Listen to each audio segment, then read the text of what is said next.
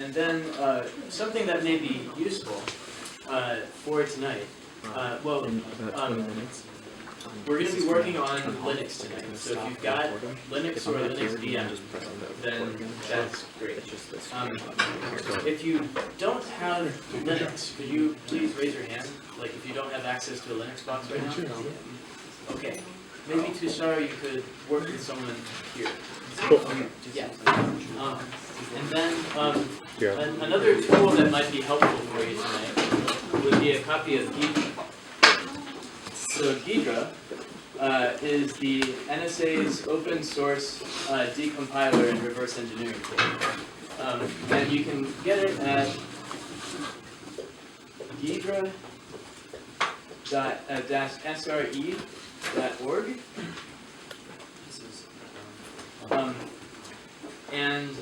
This is just a free decompiler and a free reverse engineering tool. It does something similar to what IDA Pro or Binary Ninja does, but you don't have to pay for it. So that's a useful thing to use during a workshop, so that there's no expectations that you've bought some software. If you go to this site, I'll show you. Let's see, get that in here. This is the site. You just go here to download version 9.1, and then you'll download a zip file, and it should have that, and then you just expand it. And I've got version 9 here, so I've already expanded it, and I'll use version 9. But for tonight, these will do the same thing. 9.1 has added some extra things, like I was working on a kernel debugging challenge in Hackable CTF, and you could only solve it with version 9.1. So there are some improvements, but like for the basic things we're doing tonight, 9.1, 9, same features for what we're doing. Okay. And to run it, it's very easy. You just open this folder here, and then it's, I think, in Ghidra. Let's see. Actually, have to. Oh, here it is. The script is right there. So you just run that script from a shell, and you can open up Ghidra. Okay. So let's go over to War Games here. Here we are. So when you get here, if you don't have an account, then you would just register. And I'll register here. Give whatever username you'd like, and then like the email we're not actually checking, so there's no email confirmation, so you can just do whatever you like.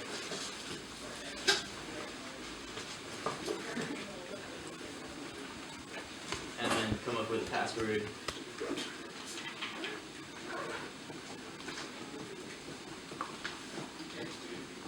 And that's all you need to register. Oh, I'm already in the system. Okay, right. And it logged me in. Okay, great. So the challenges are over here.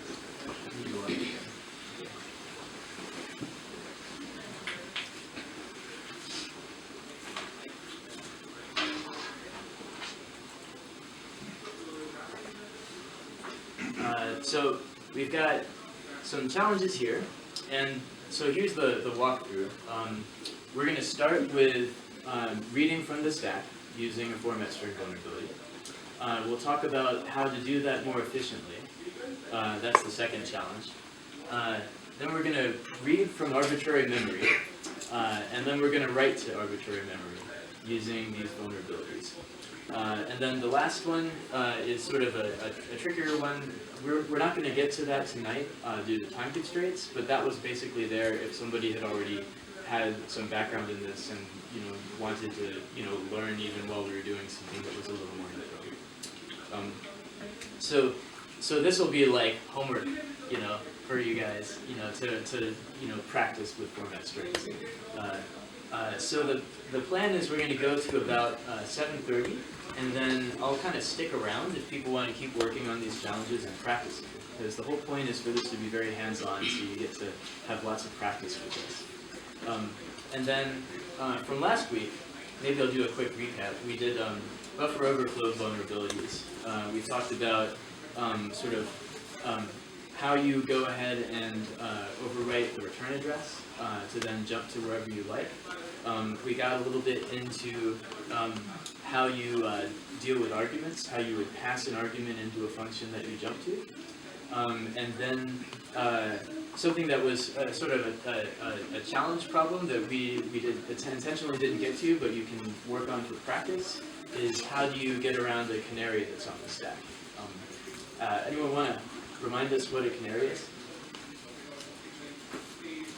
Dead bird. It is a type of bird. Yes, indeed. The way it works, it's a type of protection. So on the stack, and this is kind of useful to remember, on the stack, in a new function, you've got the return address, you've got the old base pointer, the saved base pointer, so I'll call it old RBP and 64-bit architecture. And then you've got information that's like local variables saved onto the stack that's part of the functions, or part of the commands that are run within a particular function. So like if I'm saving a buffer, if I've got a buffer, then I'll have that in this spot. If I'm saving a local variable, that'll be here too. And the canary is placed at the very beginning of a function routine. And it's a set of essentially random bytes that are placed right underneath the base pointer, the old base pointer. And the point of it is that if you've got a buffer here and you've got an overflow vulnerability, then this canary would get overwritten. And as the attacker, you don't know what content is going to be there. So at the end of the function before returning, the canary will be checked against a register in memory that can't be modified by the attacker. And so if these two values are different, then the program simply exits. So it's a security feature. So tonight, one useful feature about format string vulnerabilities is that you can bypass a canary, because instead of writing onto the stack, you can write anywhere you want to. So that's kind of cool, pretty fun, pretty useful to take advantage of this. So we've got slides for tonight. They're here under slides, and there's format string vulns. And so I'm going to go and give you guys the presentation. Essentially, most of this is going to be hands-on, but I want to first just kind of like give you guys the material and sort of the background on what are format strings and how can we exploit, use them for exploitation. And then essentially each of these pieces correspond to a problem we're going to work on. So first I'm going to give you like all the material so that as we're working through these problems, people can work at their own paces. Let's see here. So a quick overview. How many people were here last week? Okay, so you remember the slide from last week. We're on part 2 of pwning, and we started with buffer overflows, and now we're hitting how do you do these reads and writes, and then sort of the roadmap is from here. Once we know how to read and write to arbitrary memory, we can start talking about overriding function pointers in this thing called the global offset table, which allows us to do things like instead of calling printf, some C function, we can mess up basically a program's dictionary for looking up these functions. And so instead of jumping to printf, it'll go to system.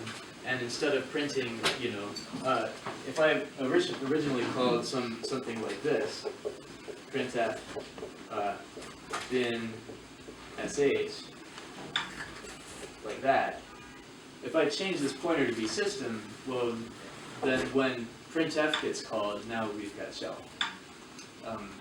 So that's the usefulness of the global offset table. And then this is about basically when you can't actually execute code that's on the stack, and all you can execute is code that's in the C library, libc. then you can actually take whatever you want to execute, like some pieces of shellcode, and you can assemble that shellcode together out of pieces of the libc, of the C library. And that's called return-oriented programming, basically. You jump to a spot in the C library, you execute like 2 instructions that you've chosen, and then you jump to another spot, and so on and so forth, until you stitch together all the code to create your shell. So that's return-oriented programming. And then we'll talk about how you actually write shellcode, and then how you can take advantages of vulnerabilities in the heap. So yeah, these are all little pieces to put together in order to be able to do binary exploitation. Yes, this reference from last week I want to emphasize because John Erickson has a really good chapter on format string vulnerabilities. So after today's talk, if you find that, gosh, I want to, see again, how this is done, get some really detailed explanation, I found that to be a really excellent source. It's a little bit dated, but then again, format string vulnerabilities are a standard exploit technique. They don't go out of date. And so his explanation is really concise, it's really lucid, I mean, just reading the book, he's got all of the code, like things, essentially screenshots there, so as you're reading it, there's nothing you feel like you're missing because you're looking at a textbook and not a computer. On top of that, he's got the same code available on a CD, because it's dated, but you can then go and run it yourself and work through the problems. Okay, I've got some other resources here for like where you can go and work on these problems. Later on, feel free to, well, you've got the slides, so you've got these resources now. All right, so let's jump into format strings. Just one little sales pitch for you guys. We mentioned this in the Osiris newsletter, if you're on that, but there's a class that we endearingly call CTF class being taught next semester. It's one of the special topics in CS. I think it's a 9,000 level. It goes through the 5 different categories in CTFs: web, pwn, reversing, crypto, and then there's like a MISC week. If you find this stuff interesting, we're definitely taking it a lot slower than the class would, but it also does it in a much more structured way. Your grade is only the homework, there's no exams. It's like 2 or 3 CTF challenges a week. It's a lot of fun. It's taught by Professor Dolan Gavitt. I would tell you the course code, but I don't remember it. You can ping me in Slack or send me an email and I'll forward it your way. But yeah, it's a good way to accelerate yourself through this quicker. Are there like prerequisites for it? There are no well, department consent might be the prereq for it, Yeah. which consists of looking at like 5 lines of assembly and telling us what it does. So it shouldn't be that bad. So basically, your first CTF challenge for the class is a social engineering challenge.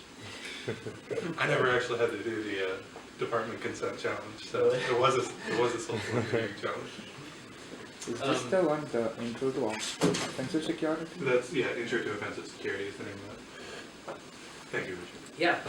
Okay, so let's go into what format strings are. So essentially in C you've got like printf statements, functions, and they take these parameters like %s and %d, and that is it's a type field. So when this runs, basically it says, okay, this is the first type field I've encountered.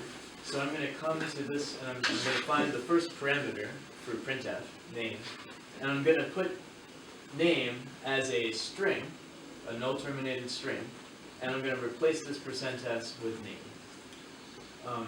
Then I'm going to go over here and I see a %d, that's another type field, that's a signed integer, so I'm going to take a count balance here, and I'm going to parse that as a signed integer and place it over here. And then I'm going to print this whole thing out as a string. And that's how that works. So we've got these type fields here, and these are important. So keep keep a note of that and keep that slide handy for later tonight. So here's the question. If I have this statement, what does that produce? Nothing. Nothing? Because you're not passing the parameter. I'm not giving it a parameter, right? So what do you think that printf will do? Random number? Random number? Maybe. Well, the question is sort of where are the parameters actually located when printf goes and does this? Remember that when you pass something, past parameters, they're placed on the stack. And so printf is actually going to be going to the stack to find that parameter. So when this happens, printf doesn't realize, it's not sentient. It doesn't realize that you didn't actually put a parameter on the stack. It will go to the stack, it will find that spot where that first parameter is supposed to be, and it will print that out as a pointer. So what you get here is reading hexadecimal right off the stack. I think I've got that, It's like a memorization. yeah, so I think I've got some test code for that. Let's see here.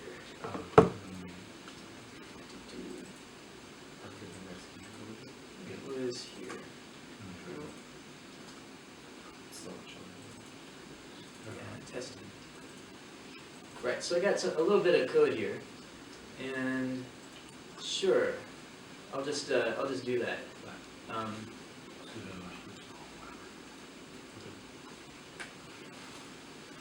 So you can see this. So here's what happens when you do that. Let's see here. Da-da.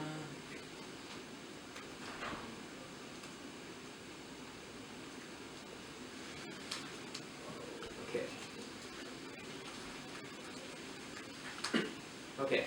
So what's interesting, by the way, is when you compile this, you get a warning that says, by the way, silly, you should have passed an argument in, but there's no argument. So it's already saying, hey, you might have a security problem here. So that's one thing you can try if you're looking at CTF challenges and someone gives you source code. You can just compile it and see if you get these warnings, and that's a quick way to look for format string vulnerabilities. But let's just run this. So when I print it, I get this little dude right here. That's the stack address. So there's something on the stack that's pointing to some other, location on the stack. And not sure what that is, but clearly that probably wasn't what the programmer intended for this program to do. So that is essentially the way that format string vulnerabilities work. So what we can do with this is we can leak information. If we can control what gets printed, then we can do things like, and if somebody forgot to put an argument into the printf statement, then we can go ahead and start leaking things from the stack. And that's basically how these vulnerabilities work. Not only can we, and as we'll see, not only can we leak information, but we can read information from the stack. Well, I mean, that's the same. We can read information from wherever we want, not just the stack. And we can even write information to wherever we want. And just to see how that works, we were looking back at these format string type fields. So we noted that we can read something here, and we can put a bunch of these. So if we have 2 of these, right, then the first pointer is going to be the first argument, and the second one's the second argument. So if we pass it in with no arguments, then printf is just going to keep moving up the stack looking for arguments. And so we can pass 50 of these and read 50 pointers just going straight up the stack and give ourselves pretty much everything we would find useful, at least locally on the stack. Furthermore, if one of these, let's say that that stack address over here that we just leaked, let's say that points to a string. Then if we had printf %x instead of %p, then what would happen is this address would get dereferenced, and the string that's located here would get printed. Now, if that is just some random place, well, that's maybe not so interesting.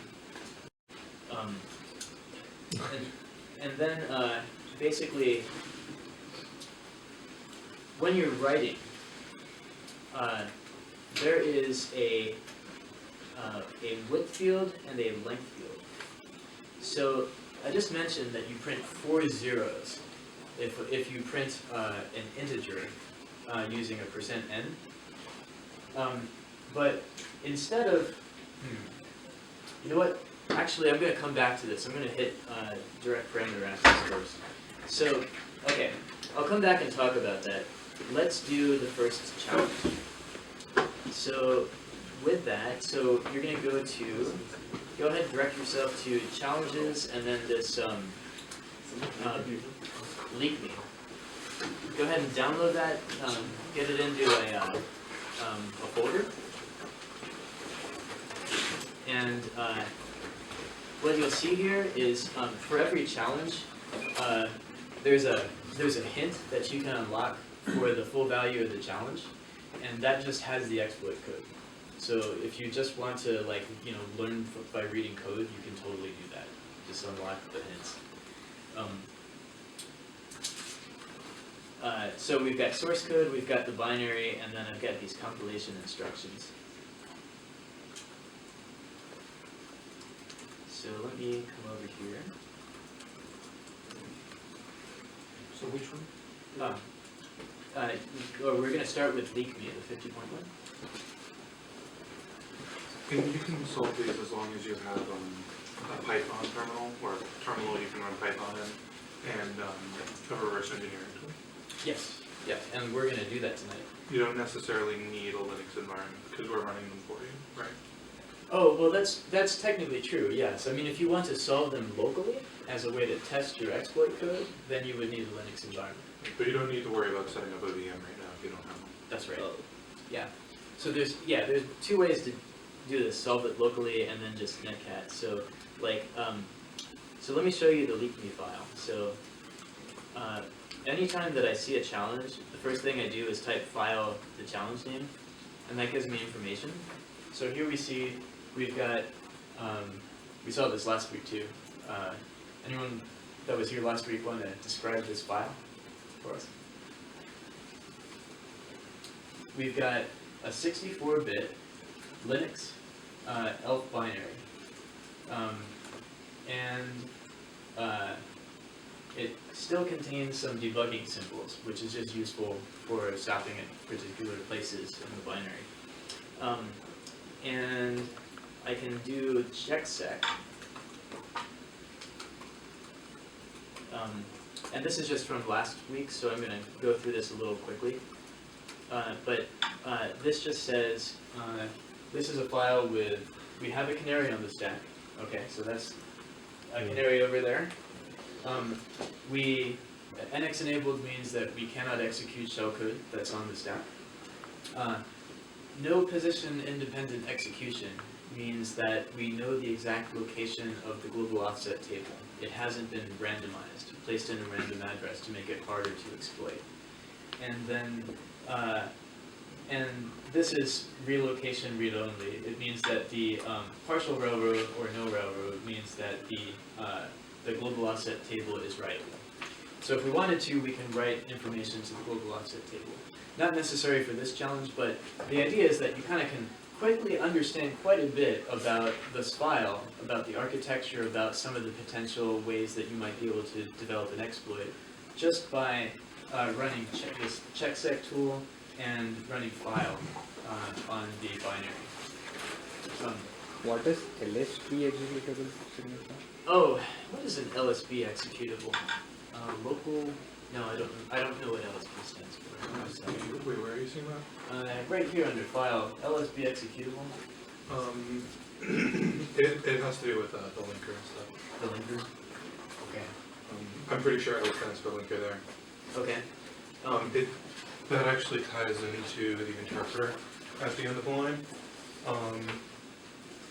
This is just putting it into English now. Gotcha. Okay. So let's see what's next. We have the source code for this. leakme.c. So let's take a look at the source code.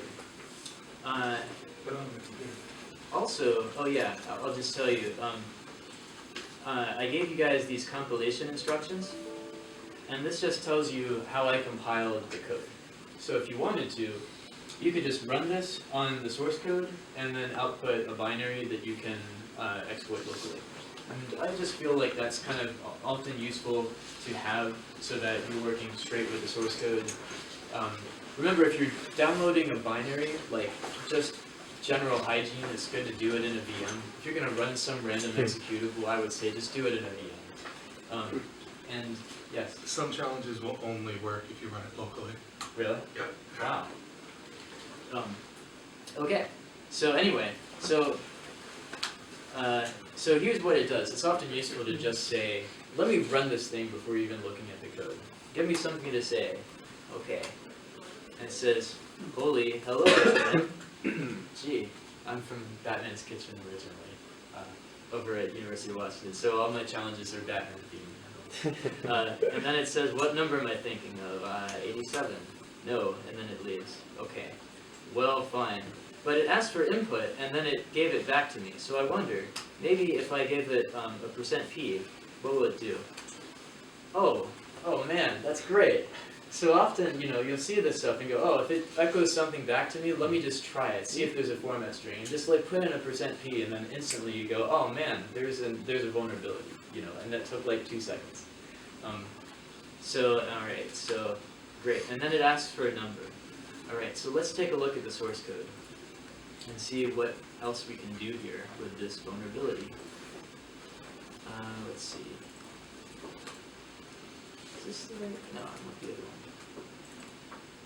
All these are the same code, but I'm just trying to be consistent here. Okay, so we've got a C file here, and we've got an echo command, echo function, and we've got a challenge function, and we've got main. Okay, we'll start with main. Okay, we've got an integer that's a random number, and then we call echo, and then we ask for a number. Well, actually, we just print what number am I thinking of, and then we call challenge, and we pass in an integer, which is a random number. Okay. All right. So, all right. Well, here's the deal. That's pretty useful. So instantly we go, okay, this is probably the way to the flag, right? Something's calling system then sh, so that's saying give the person shell if they get to this spot in the code. Well, we get there if user input is equal to the random number that was passed in. So basically this challenge is saying guess a random number somehow. Like we're going to generate a totally random number and then somehow you have to know what it is and put it in there. Any ideas how we might be able to get this number? Read it from the stack. You can read it from the stack? Okay. That might work. Let's see if the number is going to be there. Well, it's passed in, right? It should be sitting on the stack. When we're in echo, does that number already exist? It does, right? Yeah. Okay. Well, in that case, without trying anything further, let's just leak a lot of stuff. And just see what we get. I'll do 20 of them. Okay, so we've got a lot of information. Remember, we're starting in echo somewhere, and we've got here's a pointer. This means we've got a pointer to 0. So,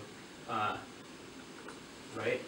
Remember, we're in a 64-bit architecture, so the most we'll see is 8 bytes. So here we've got 5, 6. So we've got OX 0000 and then the 7Fs, and that's what the pointer is. So that's probably like a libc address, maybe, or maybe something. Maybe that's the stack. That's probably the stack here. Okay, we've got a bunch of these, and then see this. What's this? Any ideas? The number? Frank, you're going O. the fact that it's repeating says it's got to be something important. Well, let's figure this out. I'm going to open up Python. OX70 is a P, and OX25 is percent. So we're looking here at our own format string, sitting there on the stack, and we're printing it. Why is this useful? You just found out where you are. One, you found out where you are. The other is, and we don't need to do it for this challenge, but remember there's that read from arbitrary memory, but you have a %s for that one, right? And the %s says go to whatever place you are, that parameter, and go to wherever that is referencing. So if we wanted to read from an arbitrary place, we could have this part of our format string, indicated by these 8 characters here, actually be an address for someplace in the code, or someplace in the program. And then once we control that, we just have the appropriate one of these P's be an S. And then instead of reading that as a pointer, we actually read whatever that's pointing to as a string. Make sense? So here you've got your read from arbitrary memory just sitting right there. And all we've done so far is put a bunch of P's, and already we've figured out how to read from arbitrary memory. So this is why this is so much fun. So okay, what else? Let's keep looking up this stack. So we have our P's, and I put 20 of them, and if you are counting very carefully, you could see that we've got 20 P's. And now we're above that. We've got some other things here, and what we're looking for is an integer. The source code says we have an integer, and it's a random number, so we're looking for bytes that look totally random. Remember, a lot of these addresses starts with like 7F or 7FFF. Those are libc addresses, those are stack addresses, those are pointers to things. Those are not random numbers. So we can rule them out because we see these 7Fs at the beginning. So that leaves just a couple of other things that are here. We got this thing. We've got another OX47 something.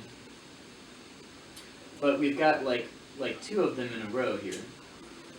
So we could just try things. And I want to kind of point out, like, we could, if we wanted to, we could really carefully step in with GDB and see exactly where this integer is placed on the stack. And then we would know exactly which one of these things we want to look at. But that takes time, and we're hacking this. So what we're going to do is the fast way. We're just going to guess things. And I kind of want to point out, never underestimate the power of just random guessing and brute force. Because sometimes that'll get you your answer much faster than some other approach that's more careful. So, I don't know, let's start by saying, maybe it's this thing. 1, 2, 3, here's 4 bytes. And now I'm going to come back into Python. And I'm just going to take that hexadecimal, and just by entering it like that, it'll give me back a number. And I'm going to remember that if we look at the source code, we're reading in an integer. I kind of went by that a little fast, but basically we read an input string here, and then we print it. Oh, sorry. The challenge. So we get an integer second, and then this a2i function. Anyone know what that does? That says take your. Frank? I was going to say string to int. Yeah, basically it is. I think it's ASCII to integer. So it takes your input string, and it parses it as an integer. So that's why it would be useful, instead of passing in hexadecimal, to pass in the integer representation of whatever hexadecimal number we want to actually pass to this program. So let's go ahead, and we've got that. Okay, so here I've got the integer representation, and I think that I have a. Yeah, okay, so now it's asking for a number. I'll just paste that. Let's try that one. Nope. Okay, so it's not that one. Let's try it again. Will the position be the same every time for the random number on the stack? That's kind of a tough question. Generally, for a program this simple, yes. But if your program's doing something more complicated, not guaranteed. Got it. Another thing I'm wondering is, but if we're just copying and pasting things, we gotta. Oh, okay, we just read. Never mind, answering my question. Okay. So we got, here's another one. So we've got this one, and we've got this one here, 8B, E, B, C, C6. That's maybe useful. Let's try that one. Okay, here's another integer. And let's send that back in. Nope. 8B, C, Oh. C6. Anybody else getting them? I got lucky. You got it? Okay, I'm just counting. Yeah. Ugh. Yeah, I just downright got lucky. Right, that's the idea. That's what for this challenge, that's the point. Like, you don't have to get lucky. And in fact, I can show you.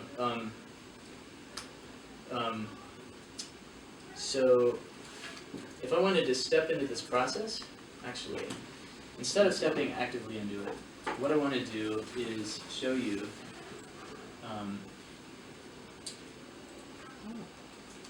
Well, you can do it statically as well, right?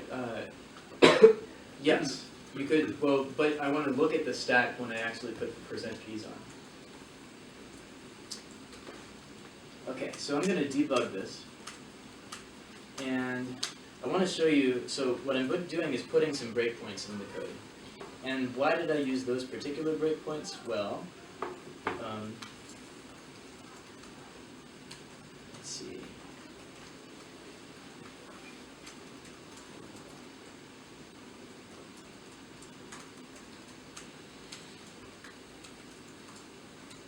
Okay, so if I run GDB on, whoops, I want the first one.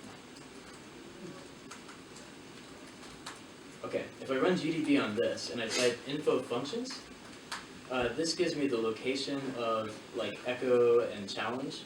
So if I want to break in echo, then I just do disassemble echo to figure out where I want to break. And then I have an fgets command. So I just want to find it. And you can see here it is. Here's the call to fgets. So if I want to break on the line right after it, that's going to be right here, OX4008A1. How'd you dump the assembler? Yes, I typed that pretty fast. Disassemble echo, yeah. So there it is, the first command after fgets. So I'm going to go ahead and in my debug code, I'm going to break there. So what you can see here is I'm saying this is in Pwnlet. This is the pwning library for Python. Last week we went into like how to install this. When we go and we break and we're working on challenges, if you have questions about that, I'll point you to the website. But basically I'm saying let's stop in this executable, and then once you do, just run these three commands. Insert these two breakpoints. Really, this is the only one that matters for us. This one is the other fgets when you put in the random number, and then just continue. So if I do that, and I run this code, let's see, I'll keep that open. I'm in that already, so.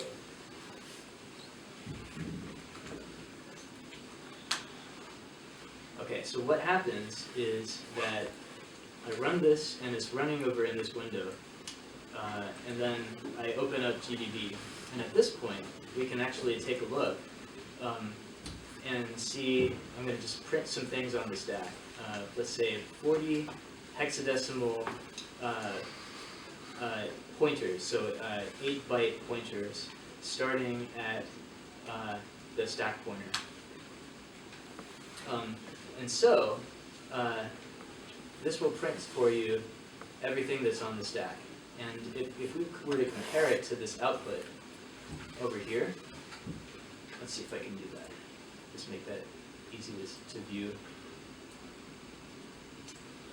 I want to add that lower. Excuse me as I Maybe here. Okay, so that's kind of visible, right? There it is. So these aren't the same. And then let's see, we've got two of these like numbers here. They look like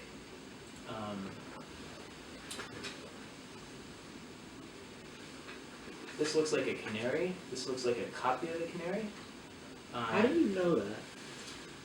Oh, the reason is that they're random, except the last byte is a no byte. And the reason for that is if you're reading, like with a like a printf, and you're just trying to read up the stack, once you get to the no byte, you'll stop, because that's a terminator for a string. So that's a security feature, to have the last byte be a no byte. It means you can't read the canary that way. Yeah. So we might try this thing. Yeah. Other way around. What's that? First byte's a null byte. The least significant byte is a no byte, right? Yeah, Yeah, the least significant byte is a no byte. So therefore, if you're going up the stack, then the first part of the canary you read will be the least significant byte, which is a no byte. Why would there be a copy of canary as well? Yeah, I think that, It could be a second stack thing. yeah, I think what we had was we called another function, and then we returned from it, maybe the rand function, and that had a canary, and so this is just like, just sitting there. So this is the return address, I think. If I type where, that'll be evident. Yeah, this is the return address for main, right there. And then we've got the old base pointer and a canary. So this is probably from some other function, just kind of sitting there. So these are two canaries, so we can ignore them, is what I'm saying. And then we've got this guy here. We've got, let's see, 1, 2. That seems like a good candidate right there. Not to mention, like some previous function has also left that on the stack, which might be the other call to rand. So if I were to copy that, and then, let's see, I can actually do it right here. I'll just do that. Oh yeah, I print as a decimal that number. That also gives me back an integer. So let's take a look at where that's located. We're looking for a libc address followed by a very long line of 8 bytes, and we're going to take the first 4 and then print it as an integer. So let's see here.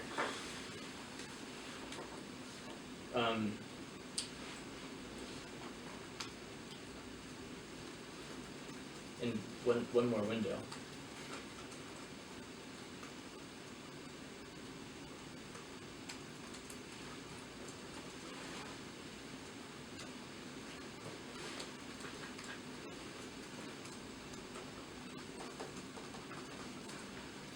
Okay.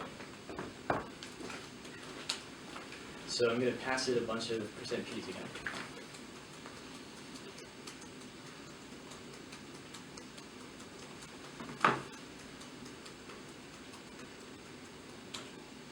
Okay, so we've got our string, and then we've got an address here.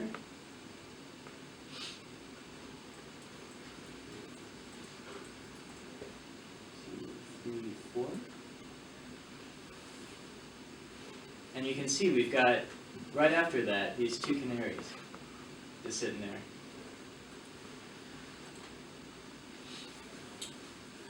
So let's do this again.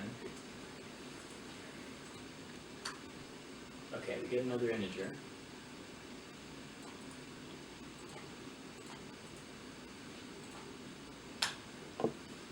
And we got it. And then we've got at this point in a shell. And I can cap my own flag, and that's exciting. So as you can see, this is sort of this process of, okay, sometimes you can just guess it. And sometimes maybe, and I think we did it this time, you might copy and paste something a little off and you go, oh, what happened? And then you can go in with a debugger and check and see, okay, where is what I think I'm looking for actually going to be located? And then based on that, you can get a little bit closer and more accurate.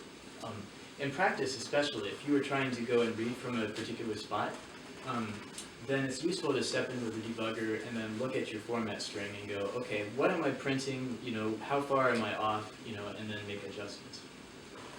Now let me show you the exploit for this. I cheated a little bit.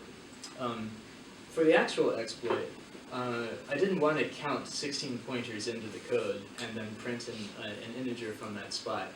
Instead, I wanted to just say, jump directly to that 16th pointer and print that out for me. And that's what this is doing here. So instead of a %p, what I've got is %, then the number of the parameter, and then a $p. And that's called direct parameter access. And in order for that to make sense, let me jump to that slide. So the way this is normally used, like, when you're not, hacking a program, like if you're actually just, using printf, then what you do is you say, hey, sometimes you don't want to go in order with the parameters. So in this case, I say, hey, take the second parameter, print it as a signed integer, and then take the first parameter and print it as a signed integer, and so that gives you that. And so that's how it's normally used. But once again, what's this going to do? Any ideas? Fifth memory on the stack. Yeah, basically, it's just going to go after printf. It's going to look for the 5th argument, and so it's just going to count over a bunch of pointers, and it's going to print whatever that is as a hexadecimal number. So in this case, we'd already counted and found we got a 16. So I'm going to.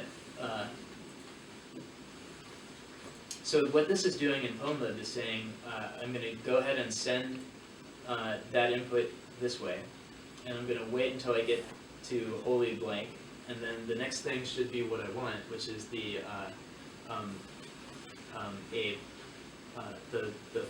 integer, which is the number I want, and I'm just going to receive it. I'm going to receive basically 10 digits, and I'm going to parse it as a hexadecimal number, convert it to an integer, and then print out some useful information kind of for debugging, and then I'm going to send it back, and that's what's going on here. So if I do that, let's see here. Here I have it. I need to. I'll just run this locally, sure.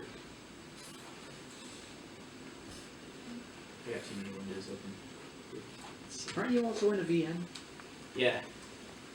Okay. So if I just do that, I still have the debugger open. That won't help me. Let's see. So I'll kind of get rid of this debug code.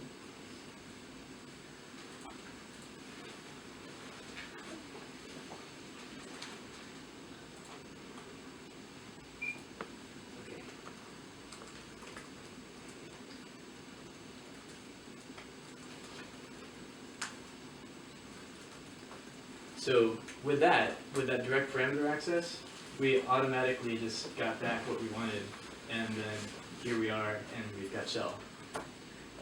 So for that, feel free to take a look at the code for time reasons. Just go ahead and check out this code, and then you can see how you can just send a direct parameter. So yeah. So let's say that we didn't have the opportunity to write like a whole bunch of these %p's. Let's say that your format string, in other words, has a space constraint.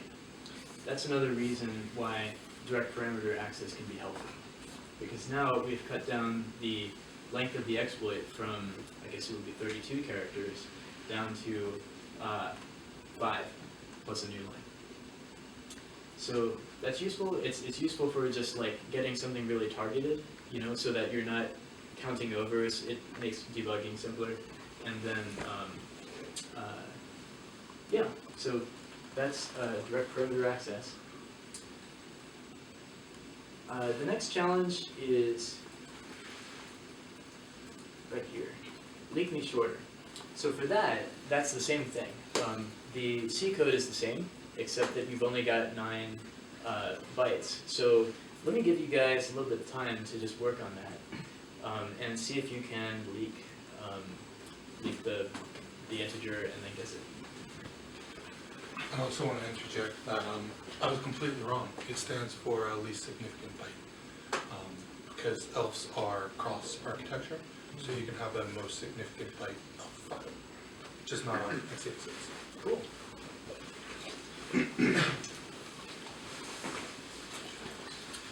Any questions on like downloading PwnLib and stuff? People need to, yes. So we're using %p and then transforming to decimal ourselves. Couldn't we just use %d with the... Yes, you could. That's right. In this case, the benefit of it is just that what you're seeing on the stack is literally what's there. And so I find that if I'm working on a problem, it's useful to start by seeing what's physically on the stack. But yes, you absolutely could say, let me get a decimal d, and then that, in this case, that would actually give you the answer a little bit faster. You also could have made it easier to read by adding delimiters, right? Like dashes or Yes. spaces. Yes, I could say, yeah, %p space %p space %p. That probably would be wise.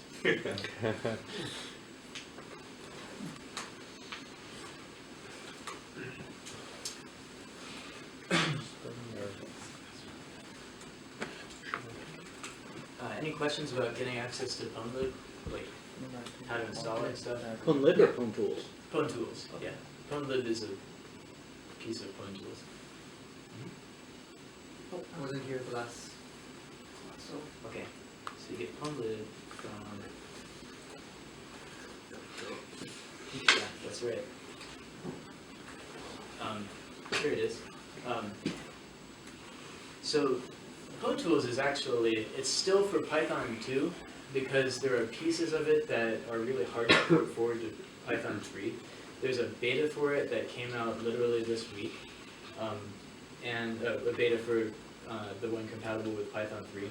So I'm still using the one for Python 2, but basically it looks like the developers are finally rolling out a Python 3 version. But that's why I'm still teaching the Python 2 one and still using that for CTFs. Anyway, yeah, so they've got like a little bit of installation prerequisites. It's just kind of, you read through this. And it just kind of shows you what you need to do. Just install this stuff. This is pretty much the procedure. It's not too bad. I'm not sure. Once you're on a Mac, then it's bad. Then it will fail. Oh. And not only because of that. You guys, so I know some people are like just kind of listening along. I hope this is not too boring for you while people are working on these problems. We have pizza here. How are you then? All right. Sounds good. Was I actually listing as a function? Why is Windows... Yes, do it. I have a question from the CTF side. Yeah. You can Why disassemble is- the function. Why does no one ever look at Windows? You know, I looked at have. Windows? I would probably get booted out of this room, but I always go to Windows and then look at everyone else second. Windows binaries? No, like just in a Windows environment. Oh, that's fine, as long as you can, as long as you have tools that work on your operating system, like, no judgment. But know your tools. That's the big thing. We have WinDBG. Yeah, I mean, WinDebug is better, is a better debugger than GDB, period. But you can't run Linux binaries in it. Do you have WSL, the Windows subsystem for Linux? I still don't think you can run Do you get it? WinDebug with Linux binaries No. using WSL. Yeah, but like No. Pizza works in Windows. It's Java. Well, yeah, but like, we're talking about the debugger executing those files. So it's like bad, you can still execute it with the WSL and debug it with Linux. Oh, right, Keter has a debugger. I haven't used Keter's debugger. And there is a catch here. You can't do 32 bits. Yeah, yeah. Can I watch along with you? My environment is taking forever. You can also just run everything in QEMU. Yeah, but that's also like And the this is right down. bypass the Address for thing education. with WSL, Yeah. but then you can get GDB to work with that. You can't attach to a 32-bit? No, you can run it with Kimo, but then GDB doesn't work So well. what if we just have You random You just keep BS? digging yourself into a. In what? We have to. So remember, for this one, since we're in there's a somewhat of a time limit, an artificial time limit from being in the workshop, remember that it is totally useful to just guess wildly, you know? Like sometimes that can be very useful. And with direct perimeter access, you're gonna know exactly where you're looking at on the stack, and you can just move around. So instead of going in with a debugger, I'm saying, just try, guessing stuff and seeing what you can dig off the stack. In fact, a large number of CTFs, more than you'd expect, that's the required solution. Yeah, like brute force is often like assumed to be something you will try. Richard, so instead of like going to the exact, say memory address, like the 16th one here, can we just write star and say give me all of these? No. Okay. That would be nice, but you see, I don't think there's a reason why you would do that when implementing printf. Okay. Like, for example, in the second one, you put a limit on the number of characters you can enter. Right. That's right. So you can see here that in Echo, we're only taking in up to 9 characters. Right. So, So you can't get around that with the star. Well, star is a shell That's a bad idea. Okay. It's not, It won't work on this. you have to pass it through your shell. Got it. okay. So I've given you guys a bit of a head start, and now I'm going to start working on it up here. So you can either keep working locally or watch this one.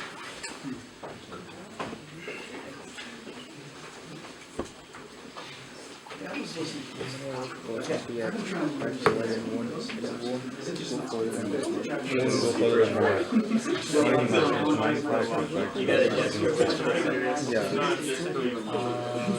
So you gotta use I've that used one. WSL for a long time. Oh, sure. Let's do that first. So you use what? Let's do it You this still first. type force. Remember, we can only do 9. And it's good So it for will stop executing by early on. My environment. and the You have to type in the number. We can only do up to 5 of these, yeah. Because after 5, If that makes it sense. stops. And that's because it's not taking in any more input than 9. So we only get this. That was None of this is necessary. You can't. So we've got to do You can only it. type in maybe 4 feedback. You have to give it the number. the binary. What do you mean by that? How do you think we can get further into that Exactly. by only having You have to go through multiple. So you can probably do the first 4 just by typing percentage Which percentage WSL percentage. doesn't have. But after that you gotta give it. Let's try. You could do it So first. if I do, You do the first 4. that will be percent 4. Okay, that will also give me that 7F5 or something weird like that. And You can only do So you're limiting your set pool. percent 3, that'll give me nil. And it does. I mean, yeah, if you're learning and you really want to delve deep into it, We're counting over 1, 2, 3, 4, Trying. we're doing 1, 2, 3, 4. usually What if we can like Four. 2 bucks a month or something, whatever. Dollar fee. percent 5? Whatever. That's that's a bunch of that's smaller it. Does that mean probably have a lot Keep doing it. I will get burned up. Right, so let's try 5 and try 6 and I then see think how Okay, well that's we cool. Comes with a lot of uses. See, we're moving on the stack despite not being able to. If you're never gonna learn how to use all of them, identify you're never gonna learn how to use any of them like really well. That's the question, how far do we need to go? Anybody know? We don't. People just use it. Well, we can just try it. Guess we should have Yeah. Try again. Yeah, I mean, this looks useful. Well, I mean, that's what's in Maybe it's just